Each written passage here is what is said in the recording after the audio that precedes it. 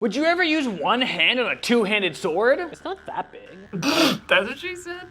Do you ever think before you speak? What? Not generally. But there are some exceptions. First, we have to discuss hand-and-a-half swords, like this early period longsword, which could be used in one hand or in two hands. When it was in one hand, it was usually paired with a shield, and when it was on its own, it was usually used in two hands. This is a later period dueling longsword that was really only used with two hands. The katana is also an example of a sword that can be used in one or in two hands. So excluding those swords, would you ever use one hand on a true two-hander? Yeah, there's a couple of techniques that we use that only use one hand. One example is the Gazelin. This is a technique that's used to cheat your distance and also mess with your opponent by going for a target they're not used to. But that cut doesn't have to be to the leg, you can also do it to the head. There's also the one-handed thrust. The key with all of these techniques is you're increasing your range. By using one hand, you can reach further than if you had both of your hands connected. So using one hand makes my sword look longer? Your enemies will never see it coming.